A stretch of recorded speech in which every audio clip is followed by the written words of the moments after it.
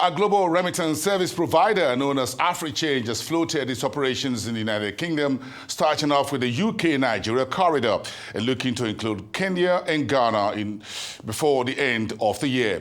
Kingsley Odiadi is the Director of Compliance at Africhange, and he joins me now on the show from London. A very good evening to you, and great to have this interview chat about the fintech solution that you and your team just unveiled for Africa. It's good to have you. So let's get started. Give me the key drivers of this new Africa diaspora remittance platform, looking at Nigeria at the top of the table. Thank you very much for having me on the call. One of the key drivers for us is making remittance simple, making it affordable, and making remittance, let remittance make sense. So from the, as opposed to the traditional regime where you are sending funds or you're sending money to loved ones, and being for reasons of charges, reason relating to charges and all that, extra cost attached to just remittance, by the time it will get to the end user, the apples are no longer apples. So Africhange is here to help address issues like that. So we had to do remittance with a difference, making it affordable, making it inclusive for the diaspora population and even immigrants, so to speak. So those are the key drivers. And making it affordable. That's one of the big things here. Well, what I saw in part of what you talk about is talking about students and going to universities and all of that. So I'm trying to find what makes what you bring to the table at Africhange solution a game changer in the industry, aside from the others who are playing the game. Now you've got a couple of number of you operators on the street. Yeah, fantastic. For students, Africhange is a lover of students.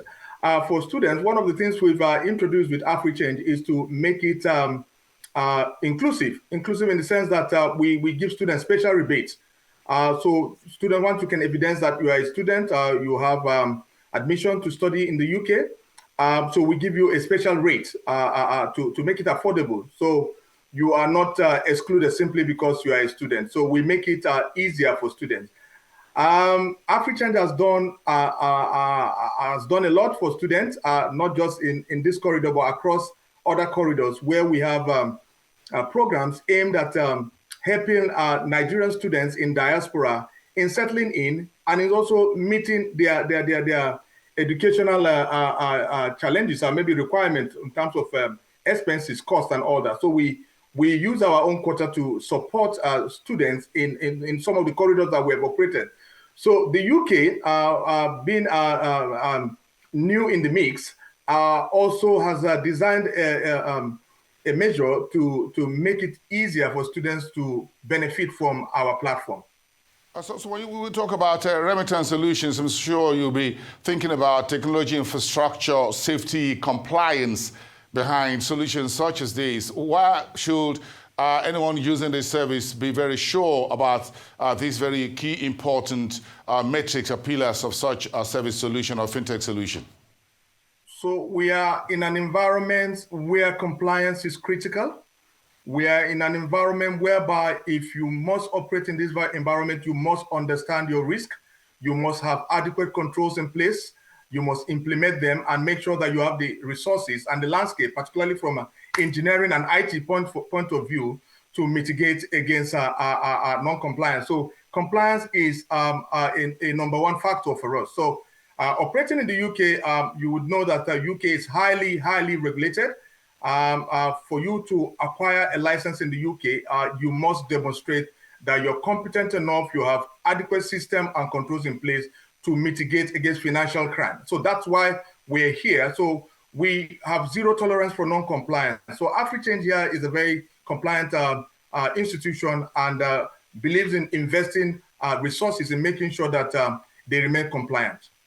So based on what we have on the street, you're thinking, yes, Nigeria is the first corridor you're opening, but you're talking about Kenya and Ghana. Why are those other two African markets very key to your vision getting into the diaspora remittance business? Yeah, from a strategy point of view, from looking at our business plans, we want to keep it simple, but we believe that there's a connection between these three corridors Kenya in the east, well, Ghana in the west, a neighboring brother country or sister country to Nigeria. We wanted to focus in those jurisdictions first, and after which we can then look at other corridors. What's the business model for these two countries? Is it in terms of the size of the remittances? Are you looking to other sub-Saharan Africa moving forward? I think yeah, size is one thing, but again, I think the key thing is the population. If you look at the market, you have people from these countries here in the UK. They have loved ones back home.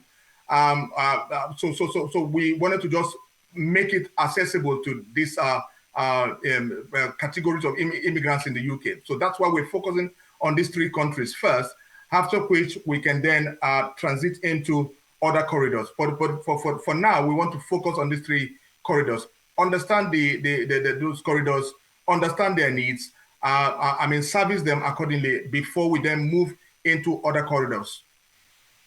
All right, we wish you all the best on that new service offering, and do have a great evening. Kingsley Odiadi, Director of Compliance at Africhange in London. Thank you.